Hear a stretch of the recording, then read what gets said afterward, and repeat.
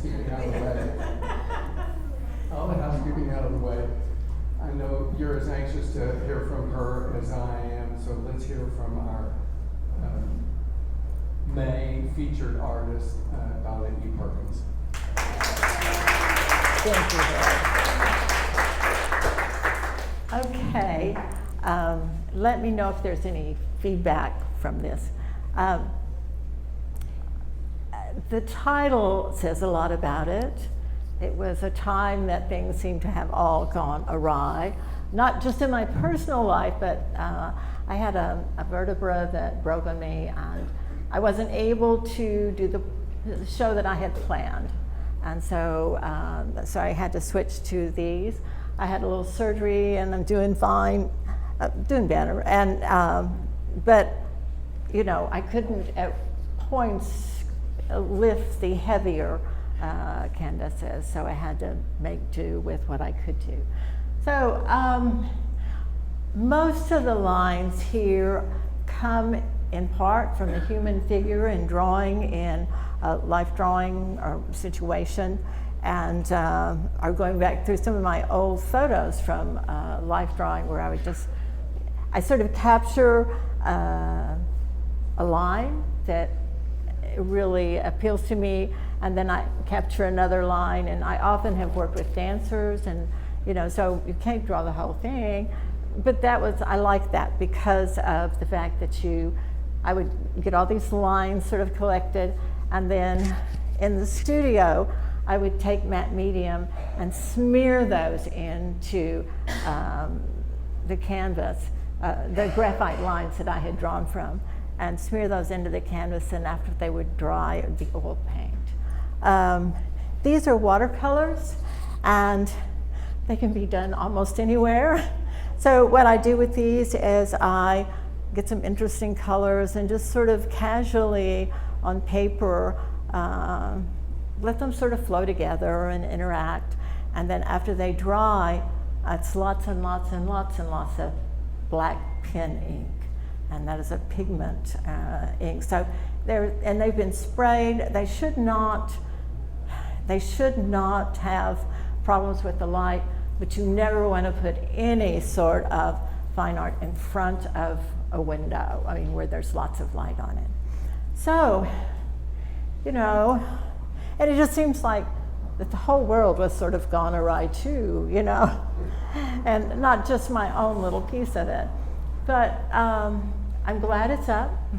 I'm grateful because this is probably the hardest show I've done, and I had to have a lot of help with things, and I got a lot of support and help with the people here. So that's sort of it. I'm so grateful you're here. I'm so grateful it's up and I can share these images with you, and thank you for being here. Any questions, any comments? I'll be glad to entertain those. Yes? There's such a difference between these ones and those ones. Do you have to mentally change your mind gears, or how do you switch back and forth? Good question. Actually, when I switched materials, the things that I'm doing here, I cannot really do here. And so that sort of helps me sort of, you know, it's this totally one set of materials and then totally another set of materials. And these I'm standing while I'm painting, and these I'm sitting and that sort of thing.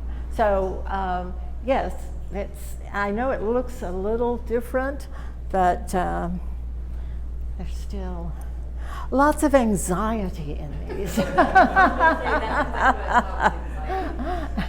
I think I've captured that for some reason. But yeah, and I find it interesting to do, and so yeah. So any other questions? Yes?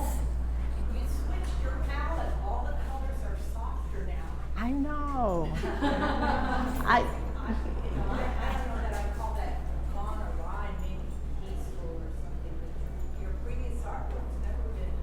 This peaceful, yes.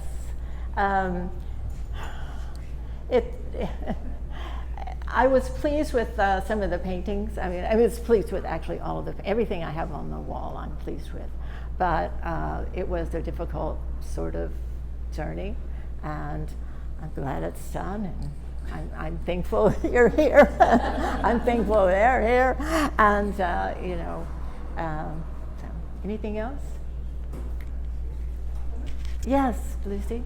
I'd just like to add that as someone who's lives close to Donna and seen these progress, one of the most wonderful things is the color palette. And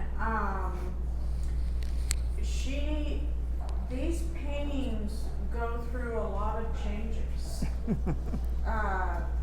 And a lot of back and forth, and she really, they'll look fine to me, but she's like, that green is not quite right. I mean, she definitely, Donna has a real sense of, it's not because it's abstract, it's hard to put into words, but when it's right. And so she they really go through a lot of editing, a lot of changing and developing. It's not a slapdash. Yeah. True, very true. So, thank you. Anything else? Yes. You were talking about that those are different from your other ones since it's partially the medium, but I noticed the one in that corner to the left, the green backdrop. Yes. That one I found is like a great deal scarier than the more joyful pieces. So I was just wondering if that one had a special like backstory or. It just anymore I follow my hand. It knows more than my head. It's sort of how I think about it. I know it's just better at painting than my head. And that particular one, which is called Famine and Fishtails, I had gone to one of the drawing sessions here, but I go real fast and everybody wants a slow sort of thing, and I go fast, and so I turn it over, I turn the canvas upside down and start doing some more heads. That was just a lot of head shapes and a few other shapes. And so that's how that came about.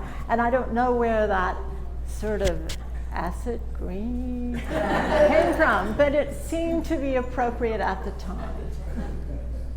So, yes. The lady. Yes, she's a little surprise.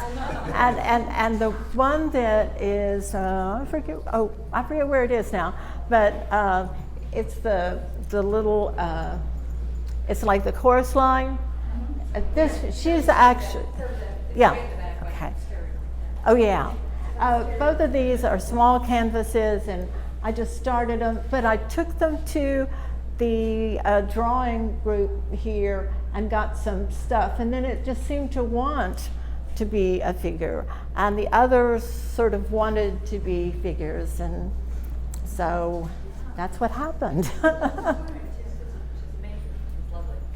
This has got some iridescent oil paint on it too, just to, yes. So when Yes. you were doing this, were you looking at the model that was moving? No, but I had gotten the sketches from here, but it wasn't, what would happen is I would end up doing a line and then just waiting and do another line that was similar, and so, and I find that I end up with a lot of lines and stripes and that sort of thing. And you can't see it so much here, but you can here maybe.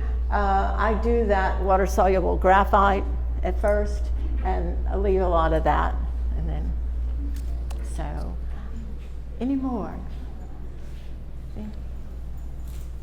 Thank you so much. Thank you.